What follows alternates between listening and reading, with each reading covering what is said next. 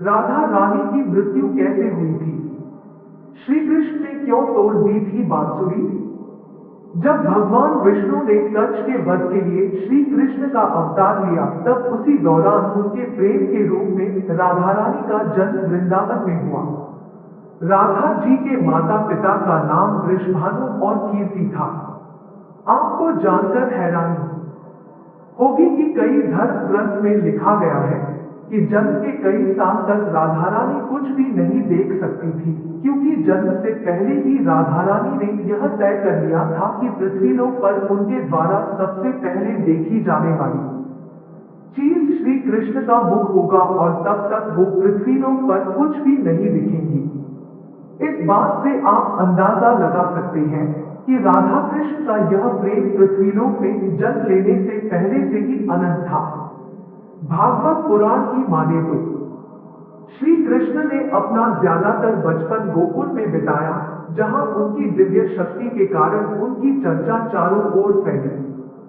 साथ ही श्री कृष्ण और राधा के प्रेम के बारे में भी उस समय पूरे गोकुल को पता था, क्योंकि श्री कृष्ण और राधा 8 साल के उम्र से ही एक दूसरे को प्रेम करने लगे थे। जहां हमेशा गोपियां श्री कृष्ण की बांसुरी की धुन पर नृत्य करती थी, वही राधा श्री कृष्ण की बांसुरी में खोई हुई उनके पास बैठ जाती थी। राधा और बांसुरी का जुड़ाव ऐसा था कि जब भी श्री कृष्ण बांसुरी बजाते, राधा को मानो ये पता चल जाता था कि श्री कृष्ण उन्हें बुला रहे हैं।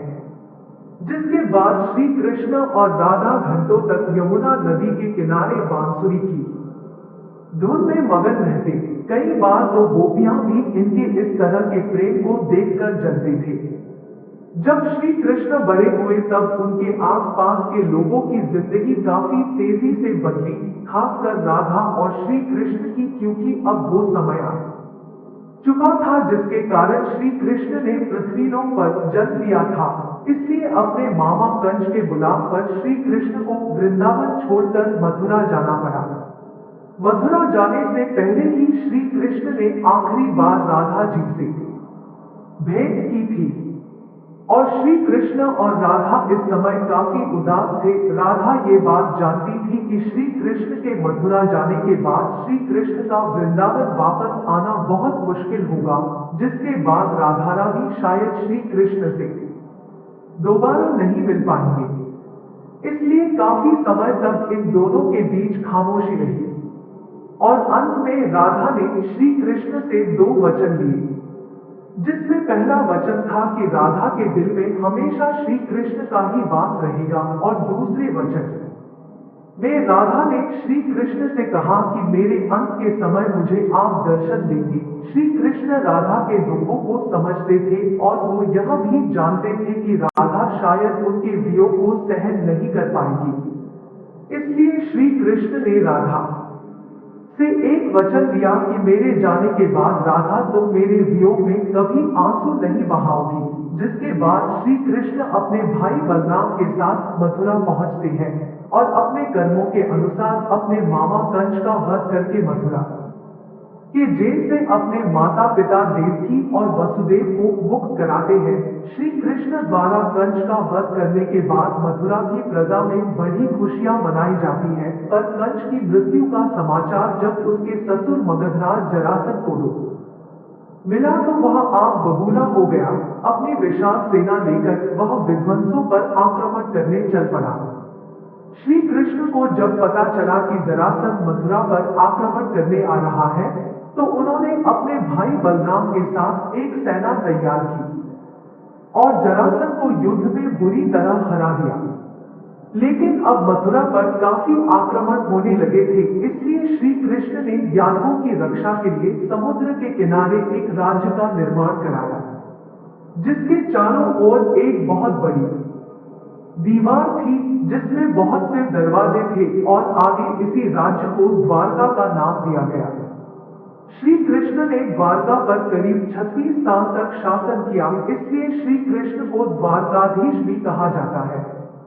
द्वारका में रहकर श्री कृष्ण ने रुक्मिणी और सत्यभामा से भी विवाह किया था। श्री कृष्ण रुक्मिणी से काफी प्रेम करते थे, रुक्मिणी भी श्री कृष्ण को अपना आराध्य मानती थी। यहाँ तक कि रुक्मिणी ने तो अपने परिवारों के विरुद्ध जाकर श्री कृष्ण से भागकर यानी गंधर्व विवाह किया था। जब श्री कृष्ण द्वारका पर राज कर रहे थे, उस समय भगवान श्री कृष्ण का जीवन काफी व्यस्त था। वहीं राधा रानी वृंदावन में बैठे श्री कृष्ण के यादों में खोई हुई थी। श्री कृष्ण अपने जीवन में व्यस्त भले ही थे, लेकिन उन्होंने कभी भी राधा रानी को नहीं भुलाया था।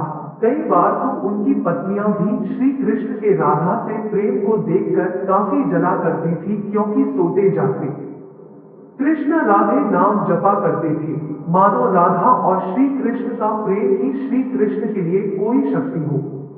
वैसे कुछ कथाओं में ये लिखा गया है कि खुद ब्रह्मा जी ने आकर बचपन में ही राधा रानी और श्री कृष्ण का विवाह करवाया था। लेकिन ज्यादातर धर्म ग्रंथों में इसके बारे में कोई उल्लेख नहीं मिलता, पर ज्यादातर धर्म ग्रंथों में देखने को मिलता है कि श्री कृष्ण से वियोग के बाद राधा श्री कृष्ण की भक्ति में लग जाती है, जिसके बाद एक समय ऐसा भी आता है जब उसका विवाह यादव पुत्र अभिमन्यु से कर दिया जाता है। और यादव पुत्र अभिमन्यु को श्राप मिला था कि वो कभी भी राधा रानी को छू नहीं सकता। अगर उसने ऐसा किया या कोशिश की तो वह भस्म हो जाएगा। राधा रानी विवाहित जीवन में सव्यंतक रहकर अपनी समस्त जिम्मेदारियां पूरी करती रही, और फिर उन्होंने अपनी सभी जिम्मेदारियों से मुक्त होकर अपने प्रेम श्री कृष्ण से मिलने का फैसला किया। पुराणों में राधा की मृत्यु का उल्लेख नारद पुराण में मिलता है, जहां लिखा गया है कि जब राधा रानी श्री कृष्ण से मिलने द्वारका पहुंची तो यहाँ दोनों काफी समय तक साथ रहे, पर एक साथ एक महल में रहने के बावजूद श्री कृष्ण अपने कार्यों में काफी व्यस्त रहते थे। इसके अलावा श्री कृष्ण को यह भी डर था कि कहीं श्री कृष्ण और उनके प्रेम के कारण श्री कृष्ण की पत्नी रुक्मिणी और सत्यभामा को मिलने वाला श्री कृष्ण का प्रेम कम न हो जाए। इसलिए राधा रानी ने श्री कृष्ण को बिना बताए द्वारका छोड़ दिया और वापस वृंदावन चली गई। लेकिन अब राधा रानी का अंतिम समय आ चुका था, जिसके बाद राधा रानी ने अपने अंतिम समय में श्री कृष्ण को उनकी वचन की याद दिलाई कि कैसे श्री कृष्ण ने मथुरा जाते समय राधा रानी को उनके अंतिम समय में पास रहने का वचन दिया था। जैसे ही श्री कृष्ण को राधा रानी के अंतिम समय का आभास हुआ तो वे तुरंत ही राधा रानी के पास पहुंच जाते हैं।